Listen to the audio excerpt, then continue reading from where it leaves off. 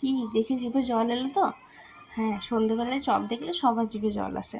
But এটা শুধু chop নয়, এটা একটা টুইস্ট আছে। এটা হলো মাছের চপ। তো চলো শিখে নিই আজকে মাছের চপটা। প্রথমে গ্যাসে একটা সসপ্যান বসিয়ে দিয়ে দুটো পেটি পিস আমরা সেদ্ধ হতে দেবো। পেটি পিসটা এই জন্যই নেবো কারণ কাঁটাটা বাছতে এটাতে সুবিধা হয়। তো তারপরে কড়াইতে তেল বসিয়ে সামান্য একটু জিরে, একটু পেঁয়াজ কুচি, একটু লঙ্কা কুচি দিয়ে আমরা ভাজা ভাজা হতে দেবো। তার সাথে সাইডে সেদ্ধ হওয়া মাছটাকে 2 থেকে 5 মিনিট সেদ্ধ করলেই সেদ্ধ হয়ে যাবে। মাছটাকে কাঁটা বেছে আলাদা করে ছাড়িয়ে রাখবো। সেই কাঁটা বাছা মাছটাকে আমরা পেঁয়াজ ভাজার সাথে দিয়ে ভালো করে নাড়িয়ে নেবো যেন কাঁচা গন্ধটা চলে যায়। তারপর সামান্য একটু হলুদ, একটু লঙ্কা গুঁড়ো, একটু জিরে গুঁড়ো দিয়ে ভালো করে নাড়িয়ে নেব।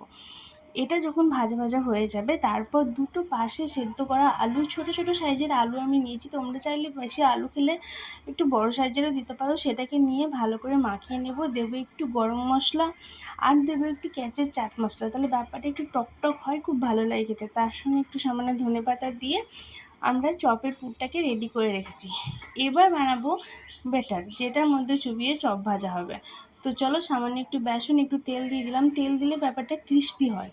আর তার সাথে একটু হলুদ গুঁড়ো কালারের জন্য, আর একটু লঙ্কা গুঁড়ো, সামান্য একটু লবণটা বুঝে দেবে সবাই অবশ্যই।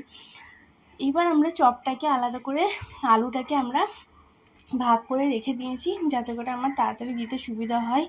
ব্যাটারের মধ্যে চুবাবো, সামান্য একটু তেল দিয়ে কড়াইতে দেবো।